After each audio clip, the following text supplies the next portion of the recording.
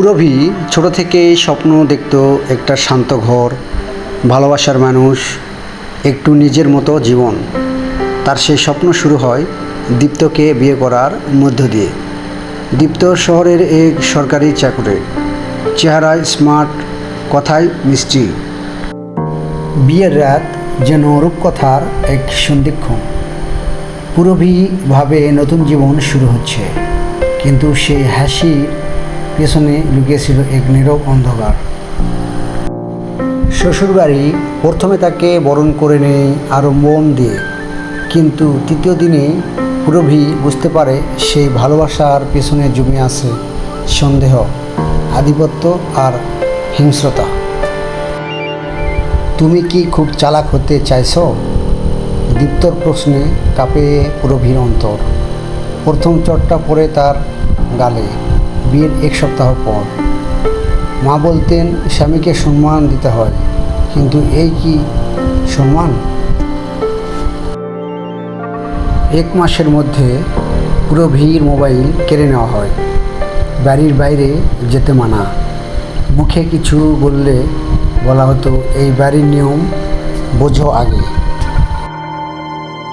প্রতিদিনের ছোট ছোট অপমান, গালিগালাজ, ঠান্ডা যুদ্ধ, তার জীবন এক বিষাক্ত খাঁচা হয়ে ওঠে।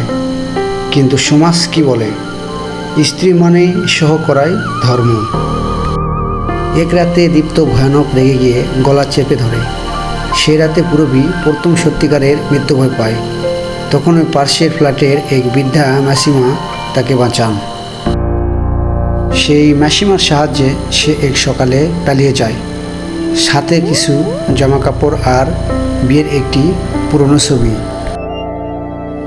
থানায় গেলে বলে স্বামীর বিরুদ্ধে এমন অভিযোগ, নিশ্চয় আপনি কিছু করেছিলেন। অবশেষে এক এনজিও তাকে আশ্রয় দেয়। সেখানেই সে জানতে পারে সে একা নয়। অনেক মেয়ে, অনেক নববধূ এই একই ছায়ায় দিন কাটাচ্ছে। এনজিওতে থেকে পুরভি আবার পড়াশোনা শুরু করে। সেলাই শেখে, ইংরেজি শেখে, নিজের আত্মবিশ্বাস ফিরে পেতে শুরু করে। কিন্তু সমাজ তার বিরুদ্ধে দাঁড়ায়। দীপ্ত তার নামে মানহানির মামলা করে, সোশ্যাল মিডিয়ায় অপবাদ ছড়ায়। তবু পুরভি হার মানে না। তার মধ্যে জন্ম নেয় এক নতুন শক্তি। সে ভাবে আমি যদি নিজেকে ভেঙে না ফেলি, তাহলে অন্য মেয়েদেরও বাঁচাতে পারবো। 2 বছর পর পুরভি এখন একটি প্রতিষ্ঠিত এনজিওর সংগঠক। সে নারী সহিংসতা, বাল্যবিবাহ ও মানসিক নির্যাতন নিয়ে কাজ করে। সংবাদ মাধ্যমে তার সাক্ষাৎকার ছাপা হয়। ছোট মেয়েরা তাকে দিদি বলে ডাকে। একদিন দীপ্ত আদালতে এসে দাঁড়ায়, ভাঙা গলায় বলে আমার ভুল হয়েছিল। পুরভি শুধু একবার তাকায়, বলে না কিছু। সে এখন নিজের নামেই পরিচিত, কারো স্ত্রী হিসেবে নয়। রাতে ঘুমানোর সময় পুরভি মাঝে মাঝে ভাবে, যদি স্বাভাবিক জীবন পেত, যদি নিজের সন্তানকে কোলে নিতে পারত। কিন্তু সে জানে জীবনের সব কিছু পাওয়া যায় না, কিছু অপূর্ণতা থেকেই যায়।